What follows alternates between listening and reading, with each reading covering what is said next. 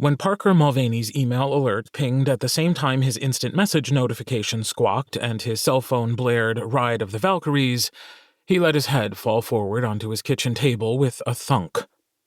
Whose brilliant idea was it to have the 10-year high school reunion 2 days before Christmas? That would be me. It seemed like a good idea at the time. Classmates who'd moved away after graduation would be more likely to be in town to visit families who remained, plus a lot of people liked to take time off at the holidays. Me again. Except his boss didn't understand the concept of time off, at least for Parker, any better this year than in the last 5. Sure enough, when Parker answered his phone, his boss barked, "We've got a situation." Not hello, not happy holidays, not sorry to bother you. Straight to the point. That was Frank. Once upon a time, Parker appreciated that directness. Now, not so much. He didn't bother to raise his head off the table. "Frank, I'm on vacation. You know what that means, right? It means I'm not working." Yeah, but this is important. Crucial. Make or break." "I'll tell you what's about to break." "Seriously? We've got no new campaigns launching this week, and Krista is totally capable of handling the ongoing plans." "Grayson Harris himself called me from the event venue demanding to know why you aren't on site to manage things." "Did you tell him I'm on vacation?" "Of course not. He's our biggest client. He wants you on deck." "We can't always get what we want." Silence on the line, except for a staccato tapping. Frank's pen. Parker counted down, imagining Frank's teeth grinding in counterpoint. 3, 2, 1.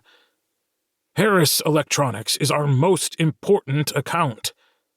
"And Mr. Harris won't go into withdrawal if he can't talk to me 3 times a day for the next 2 weeks.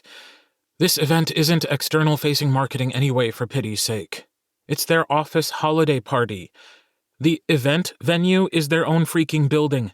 The caterers are competent to set up and break down, and by the 3rd drink, nobody, including Mr. Harris, will notice if the conference room is on fire, let alone if I'm any closer to the buffet table than Tierra del Fuego."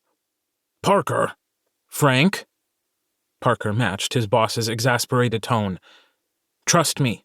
I've babysat the last 4 of those parties, and there was no reason whatsoever for me to be at any of them. They'll be fine. So will you, and so will your agency." Frank grumbled, but at least he hung up, thank goodness. Parker heaved a sigh and dropped his cell phone into his lap, head still resting on the edge of the table. He poked at the screen to bring up the email. As he expected, it was from the reunion committee chair, who always pushed every major decision onto Parker, which didn't bother him nearly as much as the number of emoticons she added to her messages. "There should be a law," he muttered. "No more than 1 smiley, 3 hearts, and 2 winkies in a single email. Furthermore, the quota should be reduced by 10% for each exclamation point and 50% for every LOL." He responded, politely, thanking every available deity the reunion would be over tonight. Too bad I can't say the same about my job. Before he pulled up the message app, he bet himself a new pair of Chuck Taylor high tops the message was either from Krista, complaining about Frank, or one of his sisters freaking out about their family's annual Christmas Eve bash. He opened the app and bolted upright in his chair. Keith Trainor. So what if he lost the bet because, holy cripes, Keith. KT. "Hey, Parker. You'll be at the reunion tonight, right?" His thumbs were trembling so much that Parker fumbled his first 2 attempts at a response. He'd never imagined Keith would be back in town for the holidays. He had no family in the Portland area anymore, and as far as Parker knew, Keith was firmly ensconced in a high-tech throne in some Silicon Valley software company, and they were lucky to have him. PM. "Absolutely. KT. "Good."